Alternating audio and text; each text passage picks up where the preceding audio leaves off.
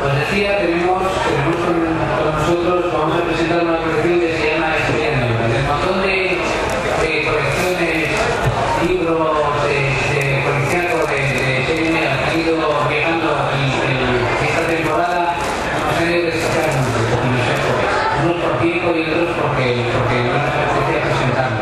Así que cuando presentamos algo se llama por conocista. Y con la colección de Estrella Negra sucedió que tenían 3 novelas que nos parecía que tenían por diversos motivos bastante interés. Así es que decidimos que ante la propuesta de venir a presentaros, adelante, que nos hablasen un poco de ello y que puedan interrelacionarse con el resto de autores que están por aquí, hasta conocer, porque es un poco importante en estos festivales que sepan qué estáis haciendo y que lleguéis a ello, que es muy importante. Y este es el caso de Estrella Negra. Tenemos con nosotros a Ángela Martínez del Burgo. Ángela Martínez del Burgo, creo que es su primera novela negra esta. A Félix Moreno, que también creo que es la primera. Y para que los presenta el director de la colección, Carlos Casas. Sergio Miranda Jordán está llegando, o sea que se puede incorporar a la mesa si llega. Y si no, bueno, le daremos un poquito de la cuando entre el aparato de comunicación que haya estado y no la haya traído. Bueno, yo, una vez dicho esto, que voy a dejar que Carlos os cuente de esta Estrella Negra que pretende y bueno, a ver, un poco de trabajo vosotros. Y adelante. Muchas gracias. Cuando hace apenas un año y medio nació Estrella Negra, la creamos sobre todo con la idea de dar a conocer a nuevos autores, en el género negro y policial, escrito en castellano, porque cuando íbamos a alguna librería pues encontramos la mayoría de nombres extranjeros y creíamos, y todavía seguimos creyendo, que había nuevos valores tanto en España como en otros países que escriben en castellano y que pues nosotros podríamos darnos a conocer con una colección que sobre todo nos gustará a nosotros principalmente y luego al público. Si en aquel entonces nos hubieran dicho que un año y medio después íbamos a estar aquí en la Semana Negra de Gijón, pues hubiéramos pensado que era una locura, pero bueno, sacar esta colección de sí misma o ahora mismo con la que está cayendo ya es una locura en sí mismo y aquí estamos.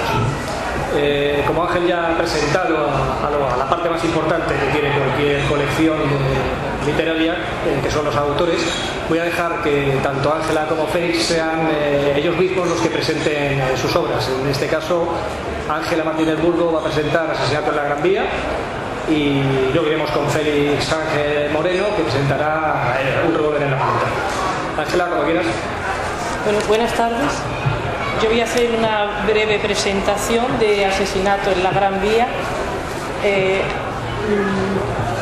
Mencionaré alguna reseña que ha aparecido hasta ahora, por ejemplo la del escritor Miguel Ángel Gómez Juárez, que dice que es una novela que mezcla el género policíaco con el thriller psicológico, que está situada en el comienzo de los años de la caída de la bolsa y del aumento del paro, y que es una inquietante historia protagonizada por unos perturbadores personajes. Dicho esto, yo me voy a centrar en unos elementos, tanto estructurales como de significación, que puedan ayudarles a ustedes a adentrarse en la lectura de la novela y que al mismo tiempo les suscite su interés y curiosidad. El primero de ello, en primer lugar, quiero poner de relieve la profundidad que puede alcanzar una novela negra, ya que una novela que se halla bajo la divisa de lo negro o de la muerte no puede sino al mismo tiempo estar también bajo la insignia de la rebeldía. Utilizo aquí el término del gran escritor Albert Camus en su ensayo El hombre rebelde. En este sentido, el protagonista de la novela, Raimundo, que leemos en la cubierta y en la contracubierta, que es necrófilo, bibliófilo, rentista y viudo, es un rebelde metafísico que está obsesionado por la muerte de su esposa, a la que profesa un amor desmesurado, más allá de la muerte, un amor quevedesco, y que instaura un nuevo romanticismo en oposición a las circunstancias actuales, a las circunstancias que estamos viviendo de nuestra época, en la que lo que predomina es la visión economicista, la visión materialista. Bueno, en oposición a este protagonista, a Raimundo, que le hemos tachado de rebelde metafísico, nos encontramos al psicópata criminal, que es un resentido, término también utilizado por Albert Camus. Un resentimiento el suyo que queda anclado en la envidia y cuyos frutos no son otros que el asesinato, el crimen y el mal.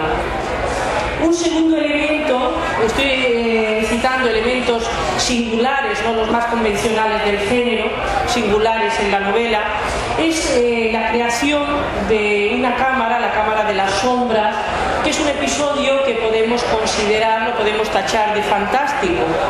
Lo fantástico surge entonces en el espacio, en un ámbito concreto y material, y de ahí contamina al resto de los elementos, contamina al tiempo, a lo trascendente, que precisamente hace acto de presencia gracias a la configuración física de aquella cámara.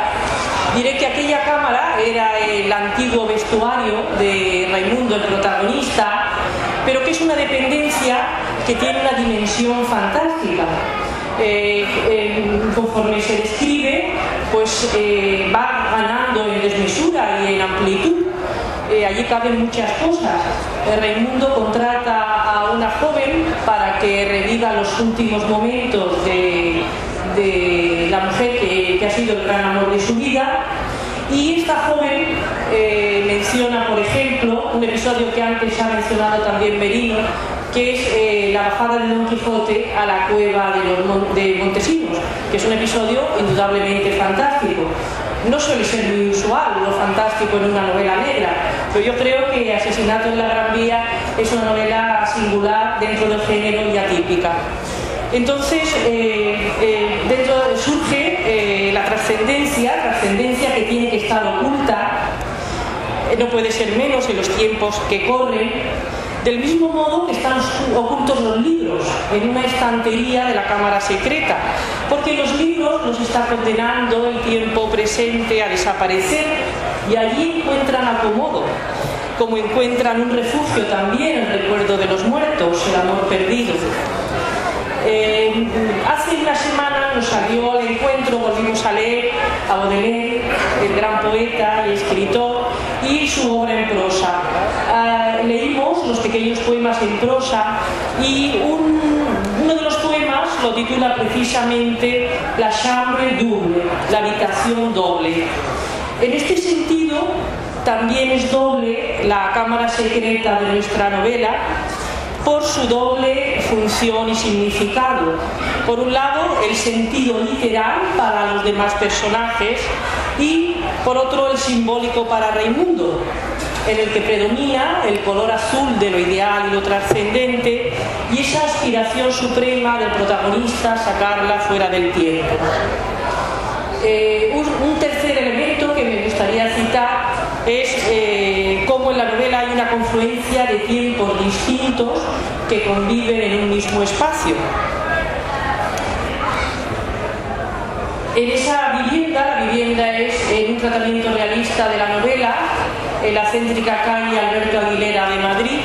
En esa vivienda conviven, por la fuerza evocadora del protagonista, los muertos y los vivos, es decir, el recuerdo de la anterior generación y también el gran amor de Raimundo, Julia, no por muerta menos presente y poderosa. Y hay también un conflicto de tiempos por la manera en la que viven los distintos personajes, porque son representativos de modo de vida distintos. En cuarto lugar, en la crítica a nuestro tiempo, y decía el gran poeta Fernando Pessoa que todo escritor, la función del escritor es analizar la realidad social y oponerse a ella porque cualquier realidad social es falsa. En este sentido, hay un análisis dentro de la novela de la realidad, de nuestra realidad social, y se hace también desde la lectura de Raimundo a una obra de Dostoyevski, que es El idiota, y la novela está presidida por una cita de esta novela del idiota, pero en concreto la curiosidad del protagonista de Raimundo se centra en la interpretación que un personaje hace de la significación del Apocalipsis de San Juan. Y en concreto, dentro del Apocalipsis de San Juan, el fragmento que nos habla de la apertura del tercer sello. No sé si desvelarles a ustedes cuál es la significación del tercer sello para Dostoyevski, porque desvela su época y desvela también la nuestra. Bueno, pues quizá lo voy a decir. El tercer sello, la apertura del tercer sello, es el comercio y son las relaciones comerciales que son las que centran nuestra época. Bien, no citaré otros elementos más convencionales y propios de una novela policíaca, por ejemplo, que aparece por primera vez el inspector de policía del Distrito Centro de Madrid, por nombre Jaime Morales, un inspector nostálgico, barbudo y poeta. Diremos también que el lector es cómplice y guayer de los acontecimientos que se narran. Y por último, subrayemos el protagonismo de Madrid, la fuerza evocadora de la novela, y como estos días hemos escuchado también que la novela negra nos ayuda a entender y conocer mejor las ciudades. En este caso, la ciudad protagonista es Madrid. Bueno, pues muchas gracias. Gracias, Ángela. Hablaba del crimen, el asesinato y el mal. Ahora vamos con Félix y su rol en la maleta. ¿Hay crimen, hay asesinato, hay mal? Bueno, pues en primer lugar me gustaría agradecerle a toda su presencia aquí, porque estoy muy satisfecho por poder presentar un revólver en la maleta en la Semana Negra de México. Deseo dar las gracias a los organizadores por haber querido también invitarme a participar en este evento tan importante para el género negro. Sentía emoción y miedo. En el silencio de la noche escuchaba con nitidez el sonido de sus pasos y los latidos del corazón que golpeaba con fuerza sangre a sus sienes. Aunque no hacía frío, llevaba puesto el abrigo y el sombrero para que nadie lo reconociera. No podía permitirlo. Por fin llegó a la puerta lateral. La empujó con suavidad, temiendo que estuviera cerrada, pero que todo hubiera sido una broma. Pero no, cedía. Con sumo cuidado, para que la bisagra no chirriase, la fue abriendo lentamente hasta que hubo espacio suficiente para franquearla. Se recordó a sí mismo entrando en aquella iglesia de la mano de su esposa los domingos por la mañana, y ahora así, a escondidas y de noche. Sin embargo, ese pensamiento le produjo gozosa delectación. El ladrido de un perro sonó a lo lejos. Se decidió a entrar. El frío y el olor a la humedad, a cera, lo abrazaron y le hicieron estremecerse, al igual que la sensación de hacer algo blasfemo y prohibido. Cerró la puerta y quedó a oscuras. Entonces sintió miedo. ¿Qué hacía él así? ¿Quién lo había citado? Cuando sus ojos se acostumbraron a la oscuridad, vislumbró una pequeña luz rojiza. Era la vela del sagrario. Fue acercándose al altar, despacio, tanteando en la oscuridad para no tropezar con los bancos, que intuían que estaban cerca. ¿Por qué no se daba a conocer el que lo había citado? Paso a paso fue recuperando la pluma y comenzó a considerar que estaba siendo objeto de una burla. ¿Hay alguien ahí? El cielo se despejó y la luz de la luna pudo entrar por el rosetón e inundar con una suave penumbra el interior del templo. Su ojo reconoció a la hora los bancos y en el punto de las paredes la estatua de Rosada. ¿Me oye? ¿Hay alguien ahí? Al pasar junto a él sintió pánico. No le había gustado nunca, aunque todos los domingos tenía que acercarse a rezarle y a ponerle una vela porque su mujer era devota. Sin embargo, ahora, a oscuras, su figura proyectada sobre la piedra se le antojaba monstruosa, deforme. Sonó un ruido metálico detrás de él. Quedó paralizado un segundo. Luego fue girando lentamente hasta encontrarse con una sombra. Y la sombra, pero, ¿eres tú? Un rayo plateado cayó con furia sobre su cabeza. Ya no vio nada más. Se desplomó pesadamente y su sangre, espesa y fría, fue extendiéndose lentamente por el suelo. Así comienza un revólver en la maleta. que es una novela que presenta tres historias distintas, ambientadas las tres en los primeros años del siglo XX, en pleno reinado de Alfonso X.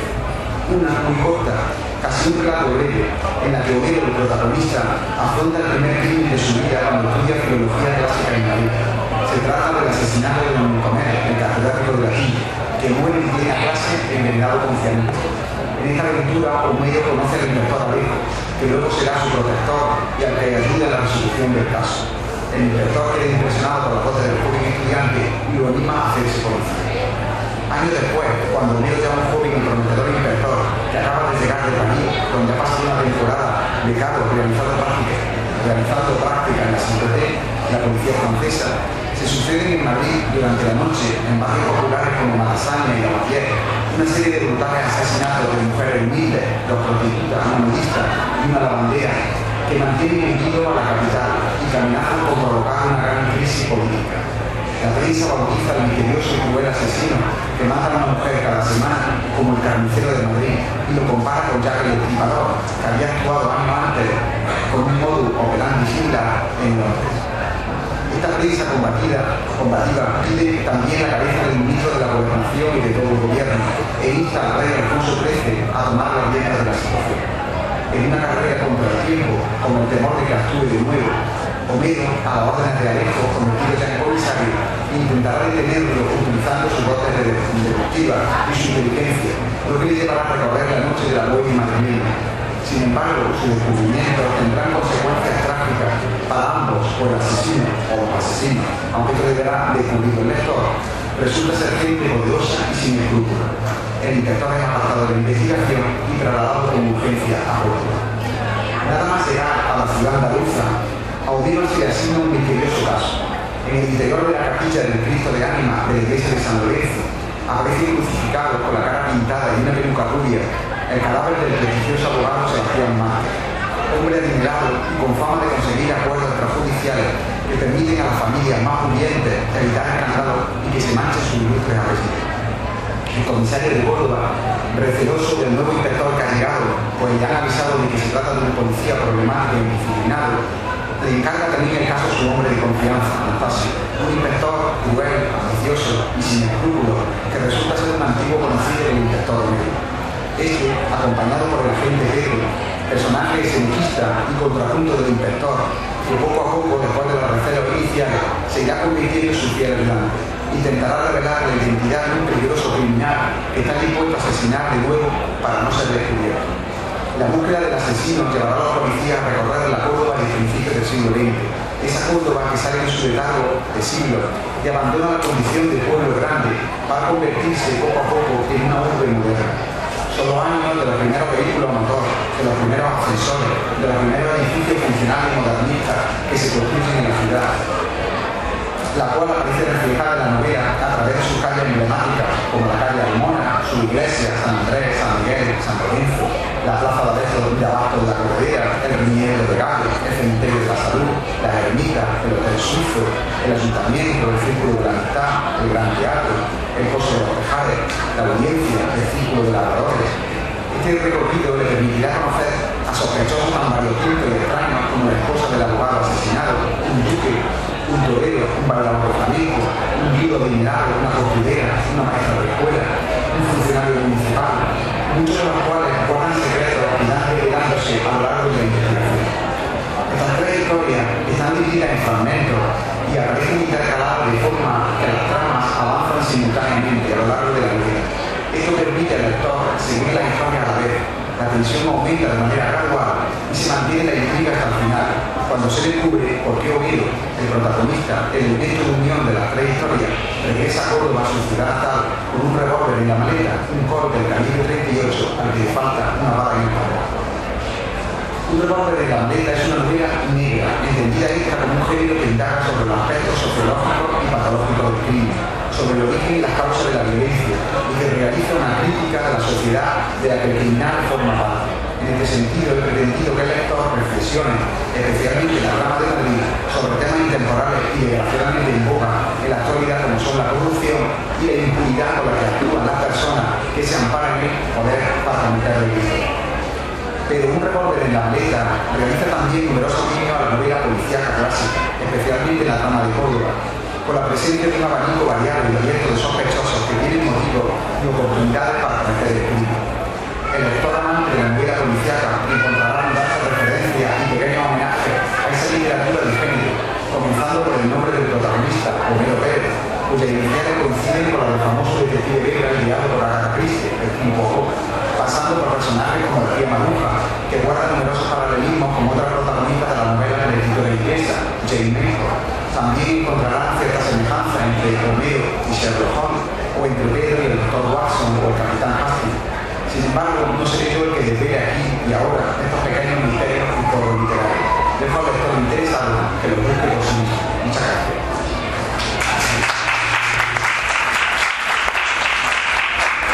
Gracias a Ángela, gracias a Félix. Presentaban las novelas, a mí me gustaría saber cómo nacieron, cómo surgieron este par de novelas. ¿Fueron a través de una idea concreta? ¿Fueron creciendo una vez que ibais escribiendo? Empezamos con Ángela. Bueno, pues Asesinato en la Gran Vía surge.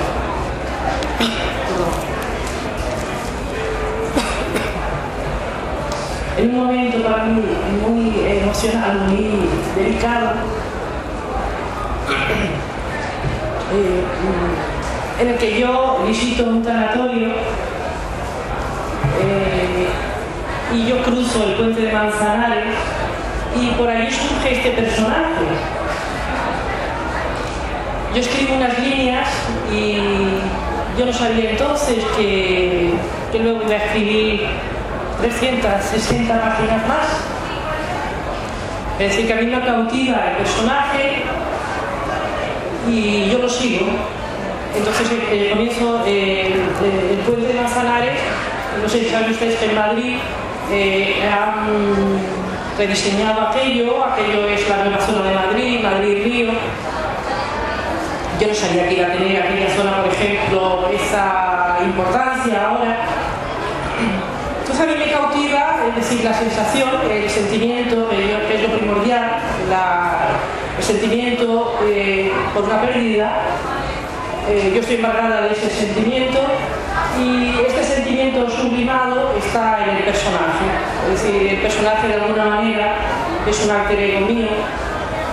Y bueno, pues yo sigo a los personajes, no sé lo que va a ocurrir y entonces ese personaje se va relacionando con otros. En otras novelas anteriores que yo he escrito, empiezo desde la situación final, es decir, sé lo que ha ocurrido, si ha habido un asesinato, sé lo que ha habido, pero aquí no. Aquí, es decir, es bueno, pues una situación emocional delicada, amorosa, que yo sublimo y que encarno en unos personajes. Y bueno, pues sí, es decir, pude dar configuración a una novela y a muchas páginas. La novela ahora está frente a mí como me resulta extraña. ¿Y tú, Félix, seguiste a Homero o Homero te siguió a ti? Bueno, yo en mi caso en concreto, Un revólver en la maleta es una especie de homenaje a la novela policíaca que siempre me gustó. Yo prácticamente, no voy a decir que empecé a leer con novela policíaca, pero casi. Es decir, cuando descubrí a Agatha Christie, que fue al final de la niñez y el inicio de la adolescencia, y pasó también con Sherlock Holmes, pues desde aquel momento yo dije, cuando tenga más novelas, yo quiero escribir una novela policíaca. Y este es mi pequeño homenaje. Entonces, pensar en lo que es la trama, el personaje, etcétera, pues quizá rondaba mi cabeza un año antes de escribirla. Sin embargo, el ambiente, el deseo de escribir una novela ambientada a principios del siglo XX, hacer un pequeño homenaje a el tipo Poirot, a toda esa, a la Belle Époque, hacia una época ya pasada que me parecía muy interesante, pues yo creo que prácticamente desde que era adolescente. Los dos habéis hecho referencia a vuestros personajes protagonistas que tienen mucho peso dentro de la novela, tanto Raimundo como Homero. ¿En qué os basasteis para crear estos personajes y el resto de personajes de la novela? ¿En gente que conocéis? ¿Parte, o por ejemplo, como acaba de decir Félix, en otros personajes literarios? Ángela. Pues en el caso del protagonista del que ha hablado, lo que surge es un personaje lleno de emoción, de una intensidad emocional y lleno de intensidad emocional y amorosa, que es lo que le encarna, y por una persona que ha muerto. Eso es lo que me interesa a mí de ese personaje. No es tan frecuente, es más frecuente el personaje del detective, por eso no me he centrado en él. El personaje del detective, que también digo que es nostálgico, poeta, que cuando cruza el puente de Manzanares recita a Toledo. Bueno, pero dentro del personaje, su configuración sí es una pieza clave de la novela negra, es convencional. Luego hay otra serie de personajes secundarios, o está también el criminal. Antes he dicho de él que es un psicópata y que obedece bajo el signo del resentimiento. Entonces, básicamente son los sentimientos, la intensidad emocional, amorosa, que embarga al primero, ese nuevo romanticismo, o el resentimiento en el criminal, el resentimiento, la envidia. Es decir, son los sentimientos lo que configuran a estos personajes. ¿Y en tu caso, Félix?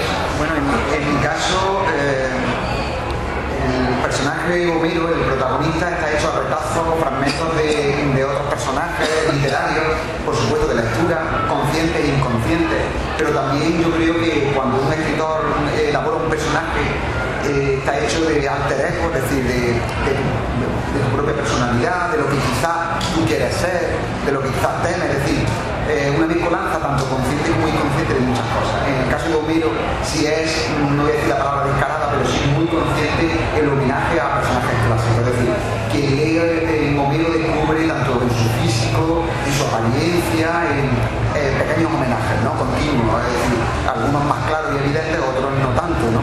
Pero si el lector percibe, por lo menos yo lo he pretendido humildemente, percibir un aroma de la novela añeja, ¿no? Es decir, esa novela clásica, policíaca, y es un personaje de corte clásico en ese sentido, ¿no?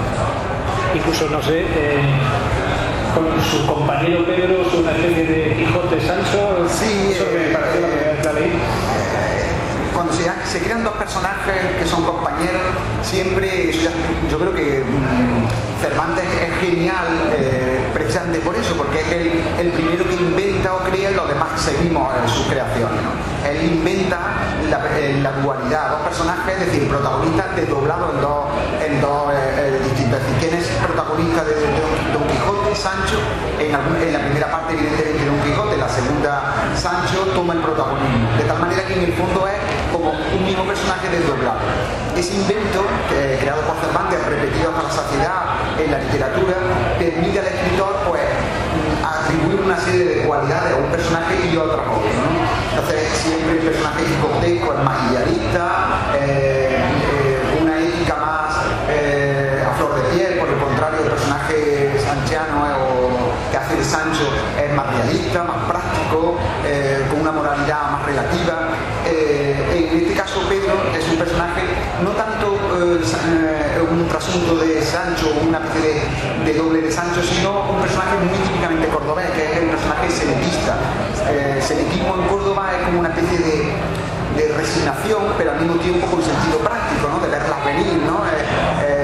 Disfrutar de la vida y con cierto estoicismo y con cierta resignación, pero también con sentido práctico. Y ese es Pedro, es decir, Pedro es un personaje sin Sancho, pero también me he inspirado un poco en los personajes típicamente cordobeses, ¿no? Es decir, sentido práctico, andaluz, de vivir al día un poco, de socarronería, es decir, como socarrón, de sentido... Homero, por el contrario, es un personaje más idealista, más de otro mundo, ¿no? Es decir, con una ética muy elevada, y precisamente por esa ética elevada se enfrenta, sufre o, por así decirlo, pierde ante la realidad o el sentido práctico de los malos, ¿no? De los delincuentes o de los personajes que están en el otro lado, ¿no? Que no tienen, por supuesto, esa ética que tiene ese personaje, ¿no? Por eso es un fracaso.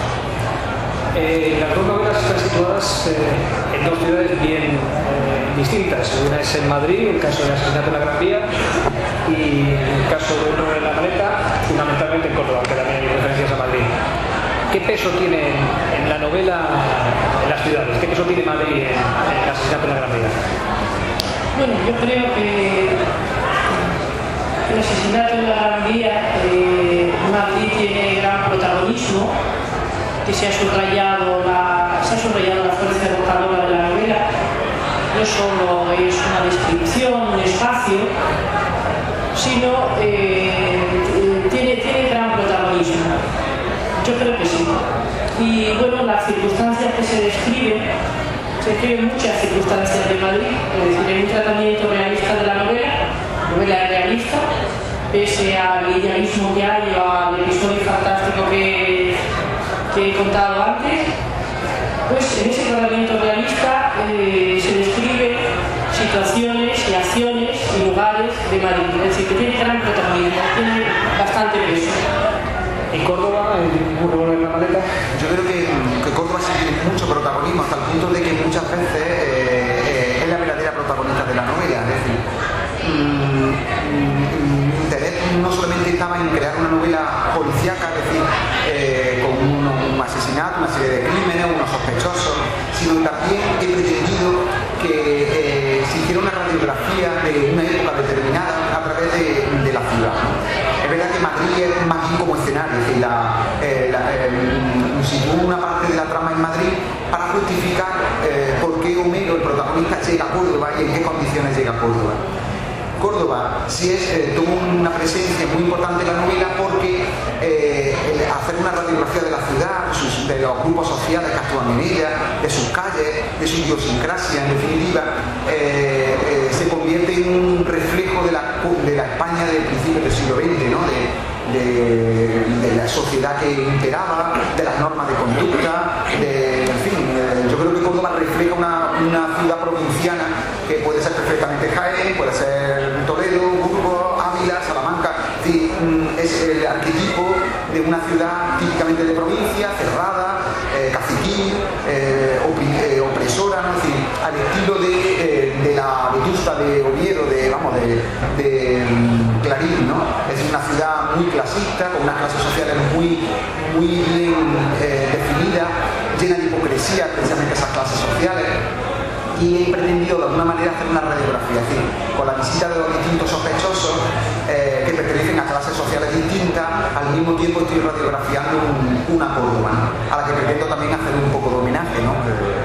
Córdoba siempre ha sido siempre una ciudad muy bien estudiada o protagonizada, o ha tenido como protagonista siempre los personajes de la época clásica, romana y musulmana, pero no Córdoba adolece de un retrato de la época actual, muy especialmente del finales del siglo XIX y principios del siglo XX, que hizo la Feria de los Discretos Baruja, pero que, en fin, yo he intentado con esta novela pues aportar mi grano de arena. ¿Y qué tiene, en vuestra opinión, el género negro que no tiene otros géneros? Que otros lo habéis elegido. Bueno, yo he reivindicado antes la rebeldía, y he hablado de una rebeldía metafísica también, el hombre que se revela en su condición de tal. Yo creo que podríamos seguir calificando, diciendo adjetivos, novela negra. Entonces, en mi caso, podría ser una novela negra metafísica o novela negra de pensamiento. Porque tu pregunta, Carlos, ha dicho que tiene el género negro. Pues esa profundidad, esa rebeldía, ese análisis profundo de la realidad social y esa crítica a la realidad social, que es lo que he dicho antes también, que dice Pessoa que tiene que hacer un escritor, analizar la realidad social y criticarla. Estos días hemos visto, por ejemplo, cómo Petros Margaris analizaba y diseccionaba la realidad social y en concreto de Grecia. Bueno, pues lo mismo hay que hacer en España. Esa es la profundidad del género. ¿En tu opinión, Félix? Yo porque creo que la novela negra lo tiene todo, es decir, la novela negra es una excusa como cualquier otra para abordar cualquier tema, pero el hecho de que la novela negra es el tener un crimen, un asesinato, unos buenos y malos, es decir, unas personas que están al esa línea divisoria no está tan clara, ni muchísimo menos, pues permite al lector, es una excusa perfecta para abordar cualquier tema humano, ¿no? Es decir, la novela negra, desgraciadamente, siempre tiene el San Benito de ser una novela de género, de ser una novela de ser su literatura o ser un subgénero literario, pero en el fondo es una novela que aborda precisamente estar o tener un crimen como excusa, puede abordar cualquier situación, ¿no? Es decir, puede ser una magnífica novela sentimental y ser una novela negra, ser una novela erótica o una novela romántica y ser una novela negra, ¿no? Es decir, que simplemente es una novela que aborda cualquier tema posible con la ventaja de que además tiene una trama. Se está viniendo ya Sergio. Sí, simplemente eso, y por eso me ha... Sigue. Por eso me ha traído siempre la novela negra.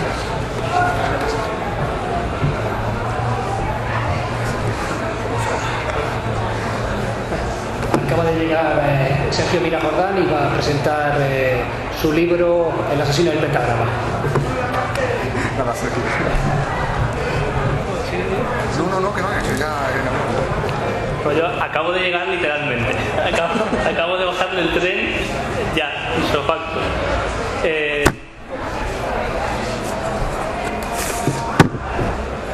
En primer lugar, gracias a todos, gracias sobre todo a la organización de la Semana Negra de Gijón, gracias como no a Carlos, a Alicia, que hacen posible esta colección y esta editorial, y a mis compañeros en la mesa, que amantes también de la novela negra. Y bueno, yo vengo a hablar un poquito sobre El asesino del pentagrama, que es la novela que me ha hecho venir desde Alicante hasta aquí, que es una novela en la que música, como ya viene muy bien en el título explicitado, en la que música y literatura negra se funden, que son esas dos, la música y la literatura, mis dos grandes pasiones. Yo, además de escribir, también soy músico, soy profesor de música, soy profesor de lengua, y he procurado en esta novela, en El asesino del pentagrama, intentar mezclar la música con la novela. Ya desde la primera imagen que tiene el lector vemos un violinista que ha sido asesinado, que le han cortado las manos, al que le han puesto encima del cadáver un pentagrama que luego tendrá que ir descubriendo el narrador, que es profesor de música en un conservatorio, ayudado por dos guardias civiles, pues tienen que ir siguiendo la estela de ese pentagrama y de los sucesivos que aparecerán en las distintas escenas de los sucesivos crímenes, y siempre con la música como protagonista. De hecho, entrando en Spotify, uno puede ir siguiendo la banda sonora, por así decirlo,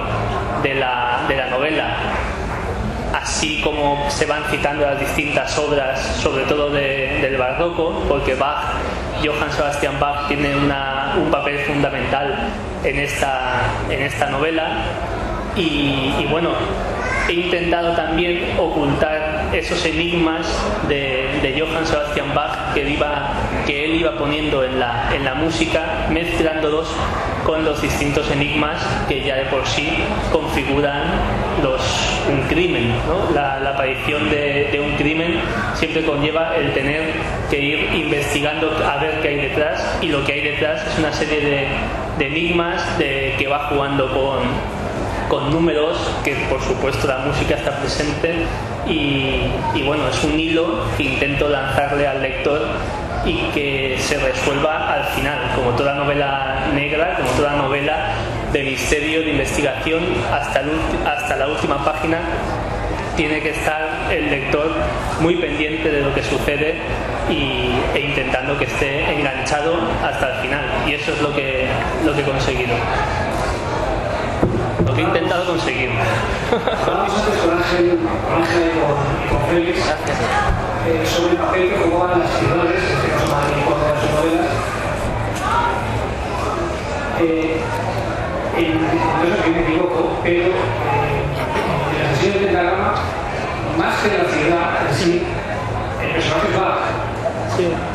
Sí, realmente el personaje fundamental alrededor del cual gira todo es Johann Sebastian Bach. Tenemos un narrador, de hecho la ciudad en el asesino de Pentagrama es ficticia, tiene un trasunto real, que es la ciudad de Novelda, en Alicante, en la que yo nací, en la que yo vivo, en la que yo trabajo, y esa Novelda la ha transformado en Del Monte, que es la ciudad que aparece en el asesino de Pentagrama. Pero bueno, la verdad es que, como bien dices, Carlos, el protagonista fundamental y único es Bach. La música y la figura de Bach, que es todo un enigma en sí, que gira muchas veces en torno al número 14, y ese número 14 tiene una presencia fundamental en los crímenes, en la novela, y así como la tenía también en la propia vida del compositor. Yo también preguntaba a Beatriz cómo habían nacido sus novelas. Si fueron los personajes los que les llegaron por el recorrido de la escritura, o tenían ya toda la idea en la cabeza y la pasaron en otro caso. ¿Cómo fue? En mi caso, el germen, por así decirlo, del asesino de Pentagrama viene con una imagen, con esa imagen de la que he comentado al principio, del violinista asesinado al que le han cortado las manos, y un pentagrama puesto, que ya tenía muy claro qué pentagrama iba a ser, qué melodía tenía que ser, para a partir de ahí seguir la estela de los crímenes. Yo creo que con esa imagen central, con esa imagen primigenia, que es la que el lector, cuando abra el libro, se encuentre primero, y luego, claro, a partir de ahí toda la figura de Bach, los conocimientos que se van dando de la figura de Bach, y muchos otros que los propios lectores pueden ir investigando o descubriendo. Yo creo que esa fue la primera imagen, el germen. Bueno, vamos a ir concluyendo ya. Os pediría que con una frase convencierais al público para que leyera vuestras novelas. Empezamos con eso. No, yo cedo la palabra a Félix o a Sergio. Pues como he llegado último, voy a empezar a hablar del primero. Con una frase muy sencilla. Yo creo que la frase que mejor resume el asesino del Pentagrama es la mezcla de música y misterio. Y ya que la música es un misterio en sí, pues nada mejor que leerla fusionada con novela negra. Bueno, pues ahora sí. Pues por ejemplo, de la cita inicial de la obra de Dostoyevski, El idiota, ¿qué pasa en el alma en este momento? ¿Qué terrores la domina? Pues quien quiera leer la novela, pues encontrará la solución de por qué Homero llega a Córdoba con un revólver en la mano. Muy bien, muchas gracias a todos. Ahora los autores firmarán los libros en el rincón y compren libros que les van a ser mejores personas. Muchas gracias.